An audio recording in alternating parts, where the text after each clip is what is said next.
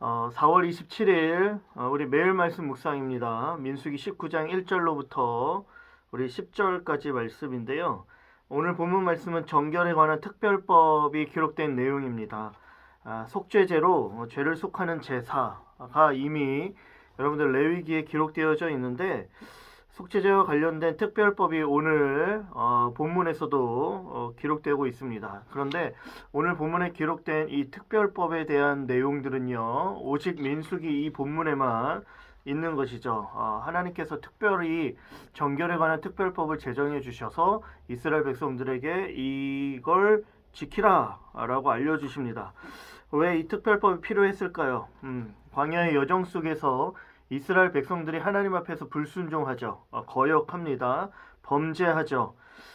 광야에서 범죄한 이스라엘 백성들이 기록되어져 있던 레위기에서 말씀한 그런 속죄의 제사를 통해 문제를 해결하는 건 매우 제한적이었고 한계가 있었던 것입니다. 여러분들 그렇다고 이 죄의 문제를 해결하지 않으면 안 되는 것이죠. 그냥 해결하지 않은 채 가지고 있을 수도 없었습니다. 왜냐하면 죄가 있는 곳에 하나님의 임재가 있을 수 없기 때문에 그렇죠.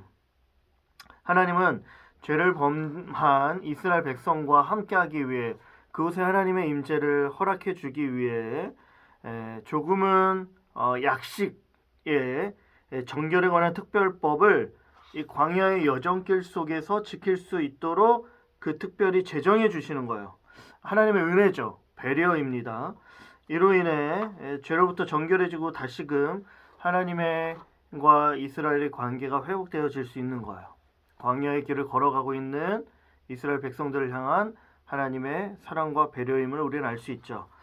정결에 관한 특별법이 다음과 같습니다. 우리 쭉 1절부터 쭉 살펴보면 어떤 내용인지 우리가 한 두세 번 읽어보면 알 수가 있어요. 모세와 아론에게 붉은 암송아지를 한 마리 준비하라 하시죠. 끌고 오라 합니다. 그런데 이 암송아지의 특징은요, 온전하고 흠이 없고 아직 멍에를 매지 않은 것. 다시 말해 한마디로 온전한 송아지여야 한다는 것이죠. 여러분들 재물의 온전함을 강조하는 건 지나치지 않습니다. 죄의 문제를 해결하기 위해 흠없는 재물이 필요했고 이걸 계속적으로 하나님은 반복해서 강조했죠. 그리고 우리에게 흠 없는 어린 양 예수 그리스도가 오셔서 우리의 모든 죄의 값을 담당하셨습니다. 그러니 하나님께서는 붉은 암송아지 온전하고 흠없고 아직 멍에 매지 않은 것 준비하라 말씀하고 있습니다. 이 암송아지를 엘르아살로 하여금 진영 밖으로 끌고 나가라 라고 얘기를 합니다. 참으로 특이한 모습이죠. 특이한 장면입니다. 성소, 성막에서 그 재물을 잡는 것이 아니라 진영 밖으로 끌고 가라 하시는 것이죠. 그리고 그곳에서 제사장 엘르아살이 잡습니다. 여러분 이것도 참으로 예수님의 모습을 상징적으로 보여주고 있습니다. 예수님께서 우리의 모든 죄를 담당하셔서 그 인류의 죄를 담당하시기 위해 예수님께서 진영 밖으로 나가시죠. 성문 밖으로 나가셔서 십자가에 매달려 돌아가십니다. 예수님의 모습이 그려지는 것이죠. 그렇게 잡은 붉은 암송아지의 피를 회막을 향해 7번 뿌립니다. 성경에서 완전수를 상징하는 숫자가 7인데요. 여러분 7번 피를 뿌렸다는 건 정결, 완전한 정결을 상징하는 거죠. 피는 생명이 있기 때문에 죄는 곧 피로써 씻어낸다라는 겁니다. 그렇기 때문에 완전한 정결을 상징하며 우리 가운데 이야기를 해주는데 그렇게 잡은 암소를 불태우라 말합니다. 가죽과 고기, 피와 똥 모두를 불사르라 명하시고 백향목과 우슬초, 홍색실을 불 가운데 던져 함께 불태우게 합니다.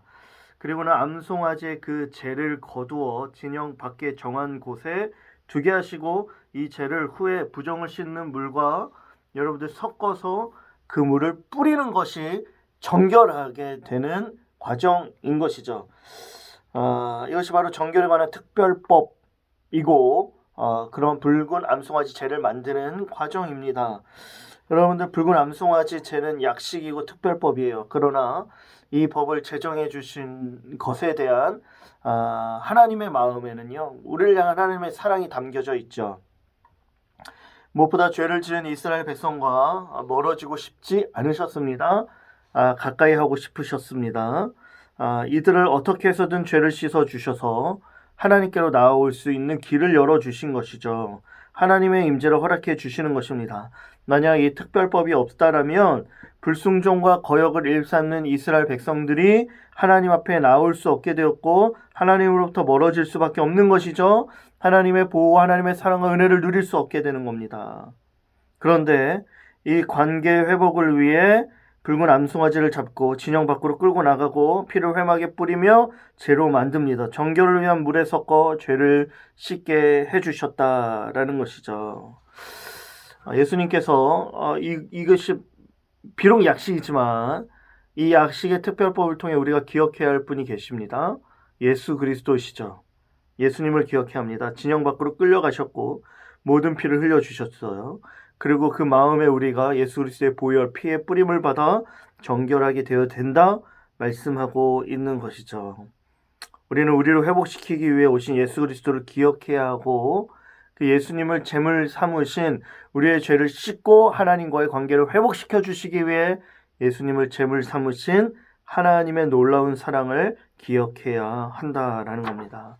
사랑하는 청년 여러분들, 광야의 길을 걸어가는 이스라엘 백성들에게 이러한 특별법이 필요했던 것처럼 이 세상을 살아가는 우리에게도요, 세상에 오염되어지고 세상의 죄악으로 우리 스스로가 조금은 부정해질 때마다 여러분들, 우린 누구를 의지해야 합니까? 예수 그리스도의 보혈을 의지해야 되는 거야. 예수 그리스도의 십자가를 의지해야 되는 거야. 십자가 앞에 나아가야 한다라는 것이죠. 그 십자가를 붙잡고 십자가를 의지하고 우리의 죄의 문제를 하나님 앞에서 해결받아야 한다라는 것입니다. 오늘 하루도 여러분들 우리를 위해 허락해 주신 예수 그리스도의 십자가를 붙잡고 예수님은 내 삶의 구주를 고백하며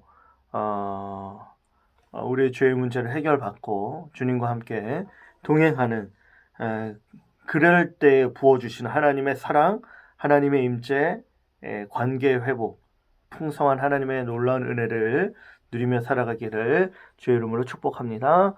안녕.